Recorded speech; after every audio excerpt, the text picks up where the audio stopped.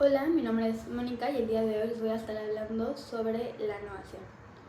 Bueno, la innovación es un tema controversial entre varios autores debido a que siempre ha existido este debate sobre si la innovación es la extinción de una obligación para posteriormente el nacimiento de otra o es la simple modificación de una obligación. Tenemos varios autores que lo definen de diferentes formas, como ya mencionamos, porque en realidad nunca han estado de acuerdo sobre qué es la innovación. Tenemos autores que hablan de su extinción y la definen como Emilio Betti, el cual nos habla que la innovación debe identificarse como un fenómeno de una conversión de la relación por absorción, dando a entender que la obligación nueva va a absorber a la obligación primitiva manteniendo su objeto. Por eso específicamente la define como la extinción del vínculo precedente opera por medio del nuevo negocio, el cual absorbe el objeto de aquel. Pero tenemos autores que no lo ven tan así, lo ven de una forma un poco más diferente, como lo sería Jorge Eugenio Castañeda, el cual define la innovación como la conversión de una deuda en otra, con el objeto de extinguir la primera. Lo ve más como una modificación, como platicamos anteriormente, que como una verdadera extinción del vínculo. También tenemos autores como Charles de Mélenchon, en el cual dice que la innovación es la sustitución de una anterior obligación que se extingue por una nueva que lo reemplaza, estableciendo esta línea de la modificación de la obligación. Pero bueno, en México lo tenemos regulado, esa es la verdadera pregunta, y en realidad sí, lo tenemos regulado en el Código Civil, en el libro 4 de las obligaciones, la primera parte, obligaciones en general, posteriormente en el título 5, extinción de las obligaciones, capítulo 4 de la innovación. Los antecedentes de la innovación van desde el principio de la historia del derecho, o sea, desde el derecho romano. En Roma se entendía que la innovación era la sustitución de una obligación por otra que difería de ella en un elemento nuevo, en cuanto a su origen más remoto en la estipulación, o sea, que se tenía una obligación y había un elemento nuevo que se adhería a ella o que había un cambio dentro de los elementos que ya se habían establecido previamente. Así se tenía que llevar a cabo la innovación. En Roma se entendía que los elementos que podían cambiar era tanto el acreedor como la causa como algún elemento accidental. Ahondando un poco más en estos cambios de elemento, tenemos inicialmente que estos tres cambios, podemos hablar de 4 casos separados. Inicialmente podemos hablar del caso del cambio del acreedor. El acreedor anterior llevaba a cabo esto llamado el iusus, en el cual prometía que el deudor, o sea, daba esta promesa que el deudor le iba a pagar ahora a este nuevo acreedor. Entonces tenemos un cambio de sujeto. Pero no solo podía cambiar el acreedor, también el deudor podía cambiar, que es algo un poco más usual. En este igual se desarrollaba una promesa en la cual el deudor hacía esta promesa de que le iba a empezar a pagar al acreedor. Un cambio en algún elemento accidental, este podía ser por la adición, modificación o eliminación de algún elemento accidental ya existente o preexistente dentro de la obligación. Y posteriormente podemos hablar del cambio en la causa, en la cual podía ser que se tenía una obligación ordinaria y posteriormente se iba a llevar a cabo la modificación de este.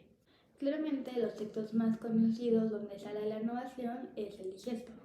Y de los autores que más hablaba al respecto era Ulpiano. Él cuenta con varios pasajes analizando la innovación. Y al final Ulpiano también lo da a entender como la extinción de la causa de una obligación en virtud de alguna posible reinterpretación de esta misma. Ulpiano la define como la innovación es la transfusión y traslación de una deuda anterior en otra obligación o civil o natural.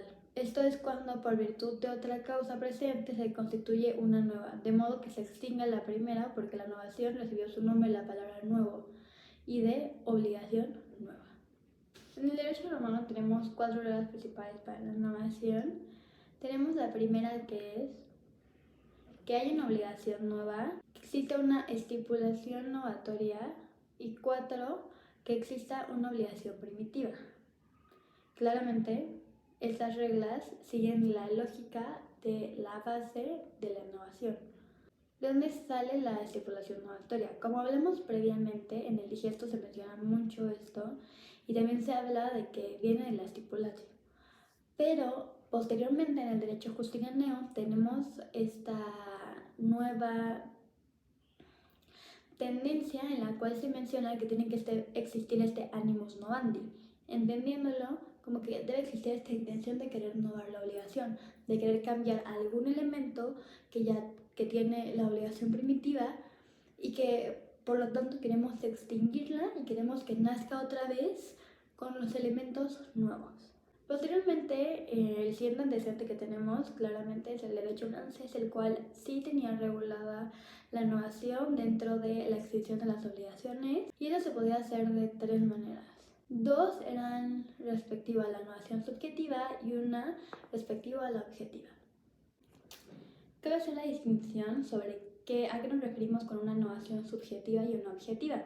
Una subjetiva como este cambio en los acreedores y una innovación objetiva, el cambio en la causa. Por eso el Código Napoleónico en el artículo 1271 nos dice que la innovación se hace de tres modos. El primero sería cuando el deudor contrae con su acreedor una nueva deuda y la sustituye en lugar de la antigua, la cual queda extinta. Esta sería nuestra innovación objetiva.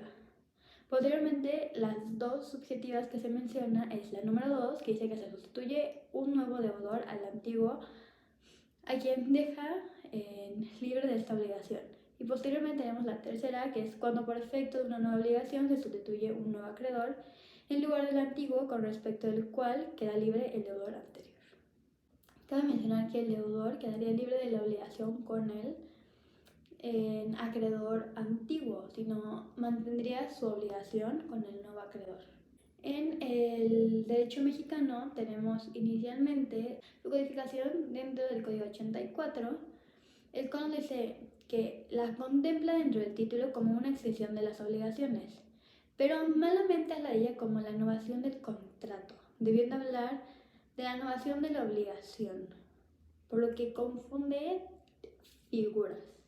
Y posteriormente, en el Código 28, se contempla como una causal de extinción de las obligaciones como un contrato y se requiere un carácter expreso.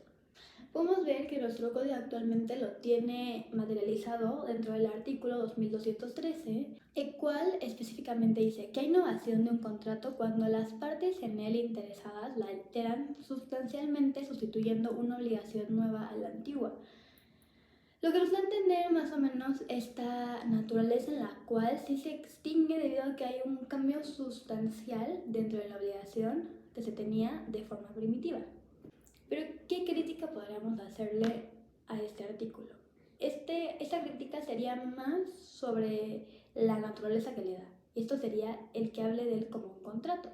A pesar de que habla de la innovación como un contrato, sí se encuentra regulada dentro de los artículos como la innovación de la obligación. Pero también es criticable el hecho de que se encuentre dentro de ese capítulo, porque podríamos hablar que sería contemplar dentro de la transmisión de las obligaciones. Deberíamos entender la innovación como el convenio por el que las partes extienden una obligación sustituyéndola de otra que difiere de la primera por un elemento nuevo. Básicamente es el resumen de todo lo que hemos explicado a lo largo del video. Pero bueno, posteriormente vamos a hablar de sus efectos. Podemos decir que dentro de la misma definición podemos encontrar sus efectos, que es la extinción de una obligación y el nacimiento de otra. Nuestro código realmente es muy claro sobre la postura que decide tomar y lo ve como la extinción de una obligación y posteriormente el nacimiento de una, pero que realmente en eso no existe mucha discusión dentro del derecho mexicano, o al menos como nuestro código lo tiene codificado. Aquí tenemos dos figuras. Tenemos inicialmente la obligación primitiva, que digamos es la original, y posteriormente tenemos la obligación nueva o sustitutiva, en el sentido de que va a sustituir a la primitiva, la que teníamos de forma original. Una discusión también es sobre sus accesorios, sobre en qué casos los podría llevar y en qué casos no aplicaría de la misma forma. Dentro del artículo 2220 tenemos conceptualizado esta idea de los accesorios y qué sucede con ellos en caso de la renovación. Este artículo dice, y cito, la renovación extingue la obligación principal y las obligaciones accesorias. El acreedor puede, por una reserva expresa, impedir la extinción de las obligaciones accesorias y entonces pasan a la nueva. Podemos hablar de que la voluntad puede decidir si se llevan a cabo o no esta transmisión de los elementos accesorios de la obligación. Pero de alguna forma se encuentran en algún límite, ya que no siempre se pueden transmitir estos accesorios a la nueva obligación. Porque podría ser que esos accesorios sean de alguna forma intuito persona de el acreedor o el deudor y estamos llevando al cambio de estos. Claramente no podrían mudar a la nueva obligación ya que los sujetos cambiaron. Y el hecho de que estos elementos accesorios se lleven podrían llegar a afectar la esfera jurídica de la persona. Y de alguna forma se entera su consentimiento para poder invadir su esfera jurídica. Posteriormente a sus efectos podemos hablar de un tema importante dentro de la renovación, porque como ya definimos es un convenio. Entonces podemos hablar de que este tiene elementos tanto de validez como de existencia. Vamos a hablar de que el objeto directo es doble debido a que se extingue una obligación y posteriormente nace otra, por lo que tenemos dos objetos directos. Posteriormente el objeto indirecto, por su parte, es la obligación misma que se extingue y la obligación que se crea. Por eso hablamos de que para que una obligación pueda extinguirse y posteriormente nacer otra, la obligación que se extingue necesariamente tiene que estar en vigor, porque no podríamos novar algo que no existe. Esto nos va a entender que el contrato tiene que ser válido y vigente al momento de querer llevar a cabo la renovación. Porque debido a que el antecedente o el origen de la nueva obligación se basa en la obligación antigua, porque si tenemos que esta exista para que posteriormente se dé la siguiente. Por eso en el artículo 2217 nos dice específicamente que si la primera obligación se hubiera extinguido al tiempo que se contrajera la segunda, quedará la renovación sin efecto. Pero no solo sucedería con esto, también podría llevarse a cabo o tener el mismo efecto con la nulidad, en el cual en el siguiente artículo se vuelve igual de específico y nos dice que la renovación es nula si lo fuera también la obligación primitiva, salvo que la causa de la nulidad solamente pueda ser invocada por el deudor o que la ratificación convalide con los actos en su origen. Esto nos da a entender que a pesar de que sea nula, si esta se lleva a cabo la renovación de la obligación y posteriormente se convalida, esos efectos anteriores quedan eliminados para subsistir con la obligación nueva, la que ya se encuentra novada. Pero dentro de esto puede suceder la condición o puede estar sujeta a una condición y en realidad sí se puede. Pero podemos pensar, ¿cómo si anteriormente el artículo 1217 nos dice que no puede innovarse una obligación que no ha existido previamente, sí se puede sujetar a una condición, porque al final la obligación todavía no existe. Pero al final todo recae de alguna forma en la voluntad, ya que sí podemos, cancelar la condición y extinguir la obligación y así poder crear una nueva. Por eso hablamos de que podemos volverla pura y simple para posteriormente novarla.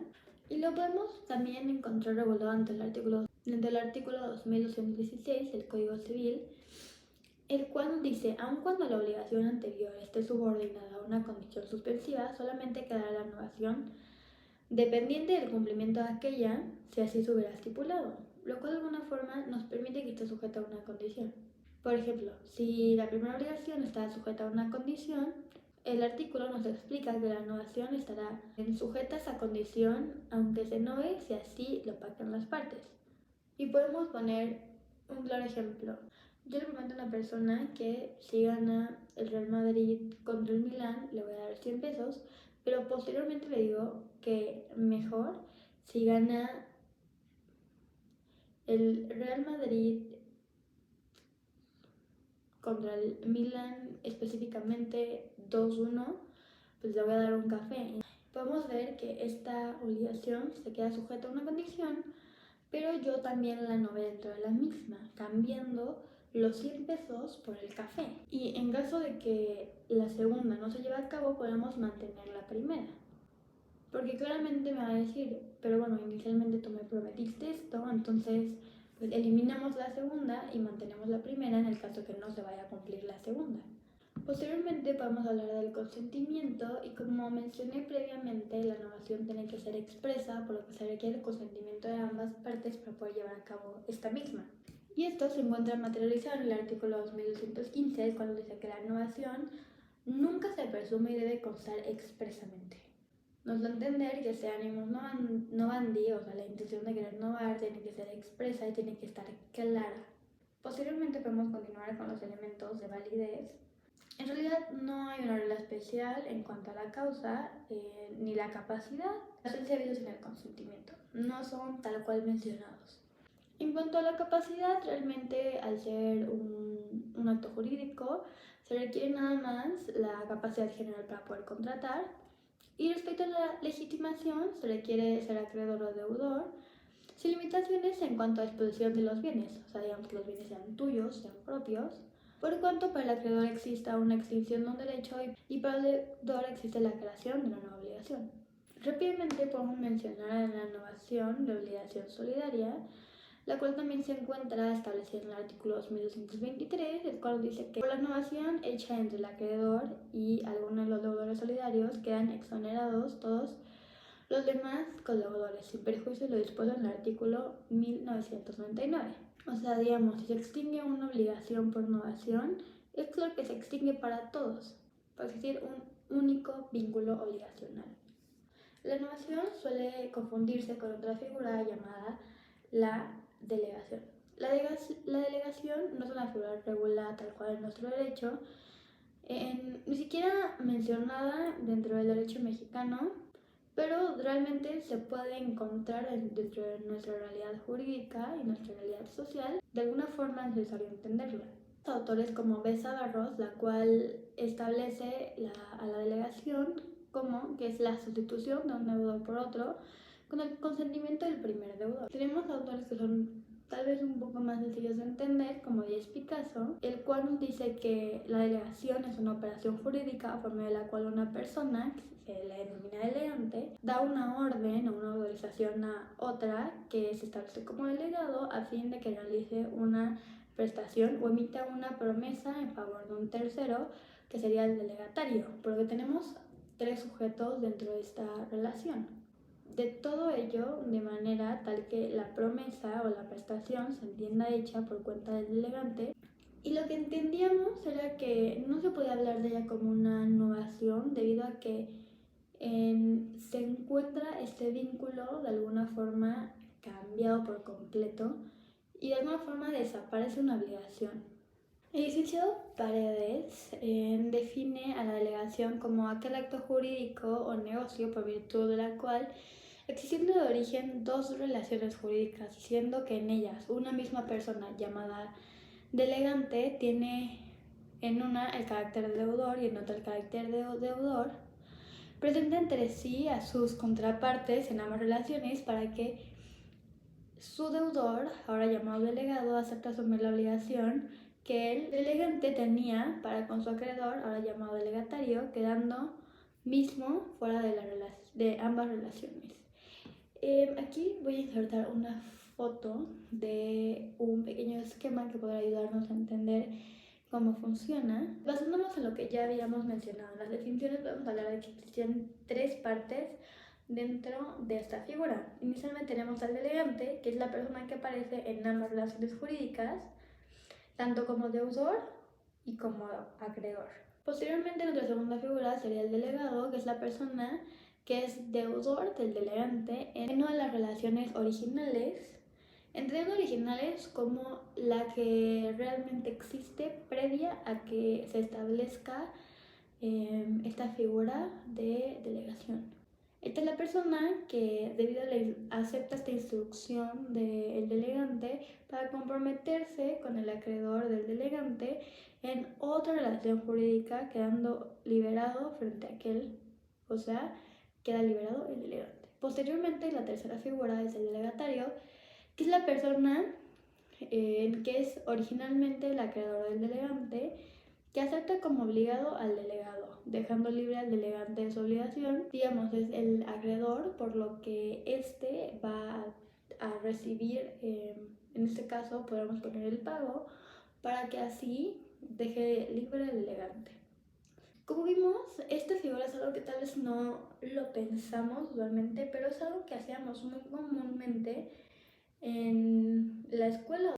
Podemos ver que desde chiquitos tenemos esta tendencia a poder llevar a cabo esta figura de forma inconsciente de la naturaleza humana, de estas transacciones que llevamos a cabo diariamente, en el que si yo le debo a tal persona y otra persona me debe a mí, no tendría sentido o sería mucho más fácil que no tuviera que existir tantas transacciones, por lo que aplicamos la delegación para eliminar mi relación jurídica o mi vínculo jurídico con estas personas y que entre ellos puedan cumplir con mi obligación dejándome libre de esta misma. Los efectos de la delegación. Bueno, el efecto se da respecto de dos obligaciones existentes que son sustituidas por una nueva, hecho por el cual suele estudiarse junto con la innovación.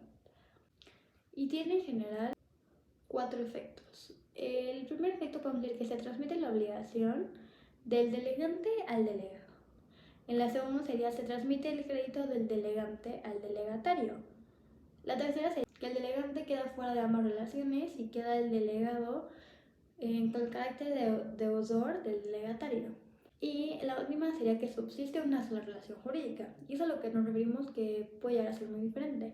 Debido a que si antes teníamos dos vínculos, uno es completamente eliminado ya que el delegatario queda fuera del vínculo obligacional, por lo que subsiste solo una relación obligacional. ¿Y por qué es diferente a pesar de que llegan a ser muy similares? Podemos hablar de que la principal diferencia es que en la delegación se extinguen dos obligaciones en las que una misma persona tiene carácter de acreedor y deudor, respectivamente son sustituidas por otra obligación en la que ya no aparece dicha persona. Nuestro código en materia de innovación habla de la sustitución de una obligación por otra y no de dos por una sola. Entonces, no podrá ser lo mismo porque al final tenemos que retomar o mantener esos dos vínculos, pero dentro de la delegación uno es eliminado y se mantiene uno mismo. O sea, podemos decir que la diferencia sustancial es en el número de vínculos que existe. Bueno, eso sería todo por mi parte. Espero les haya gustado y hayan podido entender un poco más sobre el tema.